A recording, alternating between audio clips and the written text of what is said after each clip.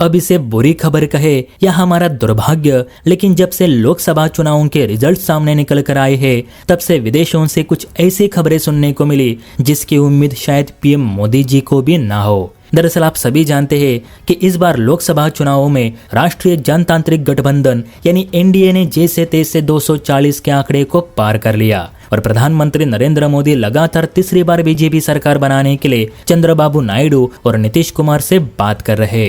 हालांकि ये तो वक्त ही बताएगा कि दोनों राजनेता अपनी सीट्स किसके साथ बांटते हैं और कौन देश का अगला प्रधानमंत्री बनेगा। खैर, इसी चुनावी रिजल्ट्स को देख अमेरिका ने भी जले पर नमक छिड़कने में कोई कमी नहीं छोड़ी। सबसे पहले तो आप इस रिपोर्ट को पढ़िए जिसमें साफ साफ लिखा है कि जो बाइडेन ने पीएम मोदी को जीत की बधाई देना तो दूर की बात है, बल्कि इलेक्शन से पहले भारत यूएस में जो कुछ भी डील्स तय हुई थी वो भी अब पाइपलाइन में डाल दी है। रिपोर्ट्स के मुताबिक अमेरिका ने मंगलवार को भारत के संसदीय चुनावी रिजल्ट्स पर अपनी बात रखते हुए ये कहा कि 2024 का भारत का ये इलेक्शन इतिहास में लोकतंत्र का सबसे बड़ा प्रयोग रहा और इसी विशाल चुनावी प्रयोग को सफलतापूर्वक पूरा करने के लिए हम भारत और भारत के मतदाताओं की सराहना करते हैं।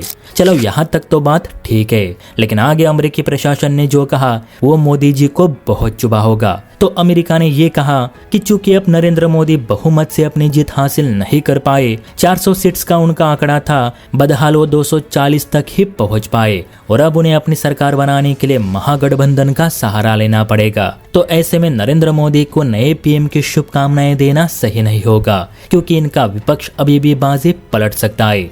इसलिए जब तक भारत में अगले प्रधानमंत्री के लिए कोई निर्वाचित नाम सामने नहीं आता, तब तक के लिए भारत के साथ चल रही हमारी सारी डिफेंस एवं ट्रेड डील्स स्थगित रहेंगी, जिन पर तभी बातचीत शुरू होगी जब भारत का नया प्रधानमंत्री अपनी शपथ लेगा। आसान शब्दों में कहे तो चुनावों के नतीजों पर टिप्पणी करने से अमेरिका ने साफ तौर पर परहेज किया है। वैसे तो अमेरिका की आदत ही रही है कि वो कभी किसी का सगा नहीं हो सकता। वक्त आने पर पैर खींचने में अमेरिका सबसे आगे रहा है। वैसे इस बार बीजेपी के लिए भी बड़ा झटका है कि 2024 के चुनावों में मोदी मैजिक उतना नहीं चला जितना कि बाकी के 2 चुनावों में हमें देखने को मिला था। और इसका सबसे बड़ा कारण तो एक ही है कि इस बार बीजेपी ने ऐसे कैंडिडेट खड़े किए थे जिनका जनता शुरू से ही विरोध करती आई है। भारत को आज 5 सबसे ताकतवर देशों की लिस्ट में खड़ा करने के बावजूद भी मोदी जी को आज सरकार बनाने के लिए विपक्ष का सहारा लेना पड़ रहा है। यानी जनता ने बता दिया है कि सिर्फ अकेले मोदी जी के काम करने से नहीं चलेगा, तो बीजेपी के सभी राजनेताओं को जनहित में काम करना ही पड़ेगा, वरना सिर्फ मोदी जी का नाम लेकर आपको कोई वोट देने वाला नहीं। वैसे आप बताइए दोस्तों, बीजेपी को कम वोटिंग मिलने के पीछे असली वजह क्या है, वो भी यूपी जैसे राज्य में? तो सभी अपनी राय कमेंट बॉक्स में जरूर दे। और हाँ, वीडियो अच्छी लगी हो तो लाइक एंड सब्सक्राइब भी जरूर करें। जय हिंद।